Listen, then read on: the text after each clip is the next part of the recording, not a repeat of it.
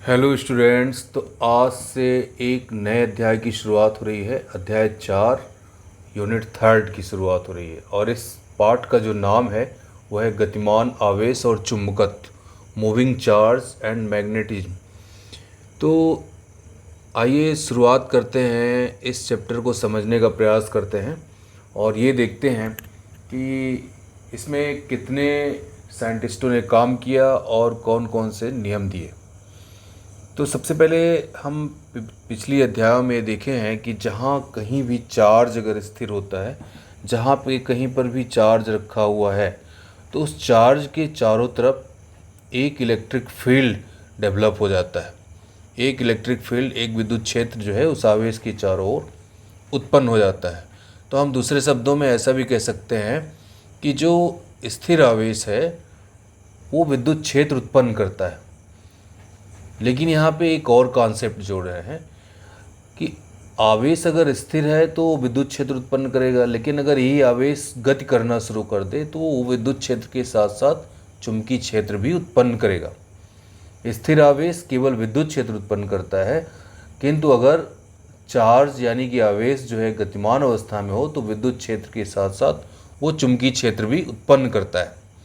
लेकिन करंट के केस में विद्युत धाराएं केवल चुंबकीय क्षेत्र उत्पन्न करती हैं, क्योंकि वो विद्युत क्षेत्र उत्पन्न नहीं करती, क्योंकि धारावाही चालक पर जो नेट आवेश होता है वो शून्य होता है।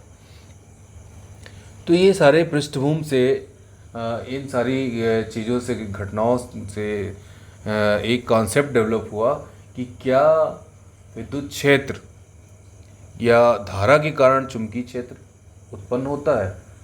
तो उसके लिए सबसे पहले सन 1820 में डच भौतिक शास्त्री ऑस्टेड ने एक एक्सपेरिमेंट किया। उनके माइंड में कई तरह से विचार आए होंगे और उन्होंने देखा कि क्या किसी तार में करंट प्रवाहित करने पर, धारा प्रवाहित करने पर जो है चुंबकीय क्षेत्र उत्पन्न होता है। तो उन्होंने एक एक्सपेरिमेंट किया। उन्होंने क्या एक्सपेरिमेंट किया कि इस तरीके का अरेंजमेंट, ये 3 अलग अलग स्थितियां हैं।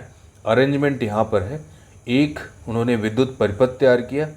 उस परिपथ में चालक तार यहाँ पे जोड़ दिया गया है और उसके नीचे एक चुंबकीय सुई रख दी गई।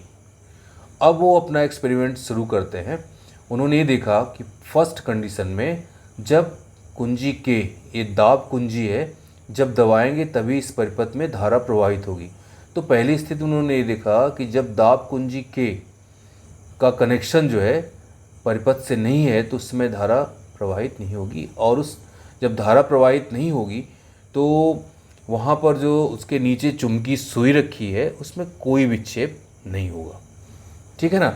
विद्युत परिपथ पूरा नहीं होने के कारण इस परिपथ से धारा प्रवाहित नहीं होगी, अर्थात यहाँ पे हमने जो चालक तार जोड़ा है उस तार से कोई धारा प्रवाहित नहीं होगी, और जब धारा प्रवाहित नहीं हुई तो उसके नीचे रखी हुई चुंबकीय सुई में कोई विक्षेप नहीं हुआ। ये ऑस्टेड का एक्सपेरिमेंट हम देख रहे हैं।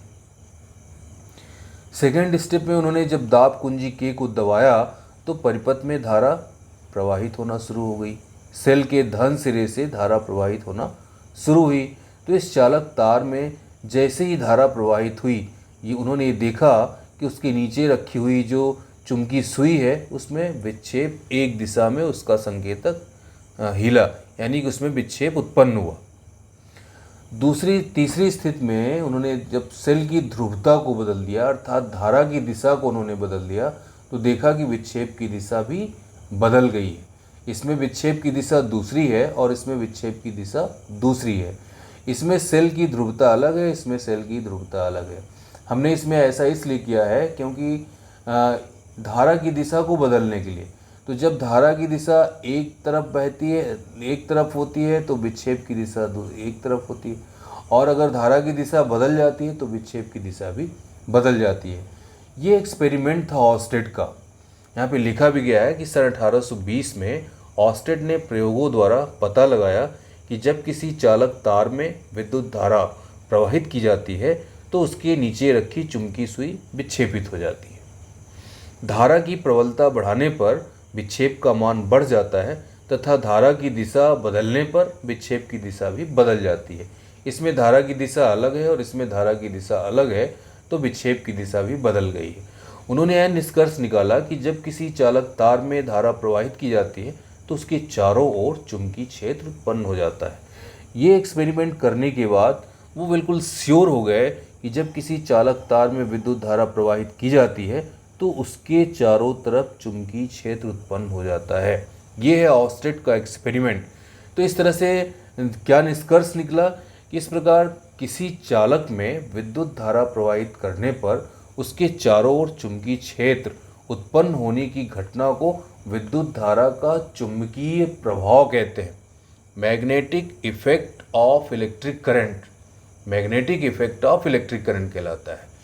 तो क्या हमने निष्कर्ष निकाला कि जब किसी चालक तार में विद्युत धारा प्रवाहित की जाती है तो उसके चारों ओर चुंबकीय क्षेत्र उत्पन्न होता है और इस घटना को जो है विद्युत धारा का चुंबकीय प्रभाव कहते हैं। और इस घटना की खोज सर्वप्रथम सन 1820 में हैंस क्रिश्चियन ऑस्टेट नामक डच भौतिक शास्त्री ने किया था। तो यहाँ पे क्वेश्चन भी बनता है कि धारा के चुंबकीय प्रभाव की खोज किसने की?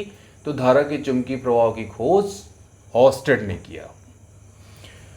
तो फर्स्ट क्वेश्चन इस अध्याय का कंप्लीट हो गया। ऑस्टेट के प्रयोग का वर्णन कीजिए। अगर क्वेश्चन ऐसा आता है तो आप अपने नोट्स की शुरुआत में जो पहला क्वेश्चन है ऑस्टेट का एक्सपेरिमेंट, ऑस्टेट के प्रयोग का वर्णन कीजिए। इस टॉपिक का, इस चैप्टर का जो पहला क्वेश्चन है वो ऑस्टेट का एक्सपेरिमेंट है।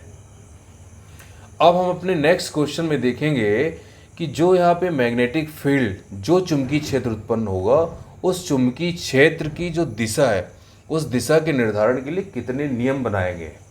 जैसे एम्पियर के तैरने का नियम पढ़ेंगे, मैक्सवेल का जो है दक्षिणावर्ती कार्क पेच का नियम पढ़ेंगे, दाएं हाथ का नियम पढ़ेंगे और दाएं हाथ की हथेली का नियम नंबर 1 पढ़ेंगे। तो इतने सारे क्वेश्चन जो है हम किससे रिलेटेड पढ़ेंगे कि जो मैग्नेटिक फील्ड यहाँ पे उत्पन्न हो रहा है, जो चुंबकीय क्षेत्र उत्पन्न हो रहा है, उसकी डायरेक्शन क्या है। तो आज पहला क्वेश्चन हमने पढ़ा ऑस्टेट का प्रयोग। ओके स्टूडेंट्स, तब तक के लिए थैंक यू वेरी मच।